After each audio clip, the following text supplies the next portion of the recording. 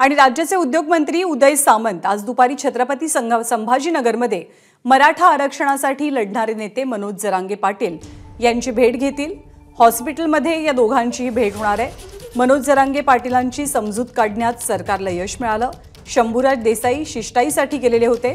संदीपान भुमरे, शंभूराज देसाई या दोघांच्या उपस्थितीत जरांगेंनी आपलं आंदोलन स्थगित केलंय, पण हे तुर्तास स्थगित झालेलं आंदोलन आहे, कारण 13 जुलैपर्यंतचा अल्टिमेटम त्यांनी सरकारला दिलाय। लवकरात लवकर मराठा आरक्षणासंदर्भातल्या सगळ्या मागण्या सरकारनं मान्य कराव्यात अशी भूमिका मनोज जरांगेंची। आणि आज मंत्री उदय सामंत मनोज जरांगेंच्या भेटीसाठी छत्रपती संभाजीनगरमध्ये जातात। अधिक माहिती देतील कृष्णा केंडे। कृष्णा, मनोज जरांगे पाटील यांच्यावरती छत्रपती संभाजीनगरच्या एका खासगी रुग्णालयामध्ये उपचार सुरू आहेत आणि त्यांची भेट घेण्यासाठी मंत्री उदय सामंत हे दुपारी 1च्या दरम्यान तिथे पोहोचतील।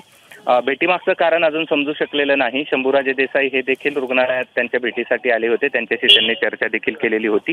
आता उदय सामंत नेमकी काय चर्चा करतात हे देखील पाहणं महत्त्वाचं आहे। मात्र सरकारच्या वतीनं दुसऱ्याच दिवशी मनोज जरांगे यांचे प्रश्न सोडवण्यासाठीचे प्रयत्न आम्ही सुरू करू आणि सगळी समिती असेल त्या सगळ्यांच्या बाबतचा आढावा आम्ही घेऊ असं म्हटलं होतं। कदाचित त्याची अपडेट मनोज जरांगे पाटलांना ते देतील।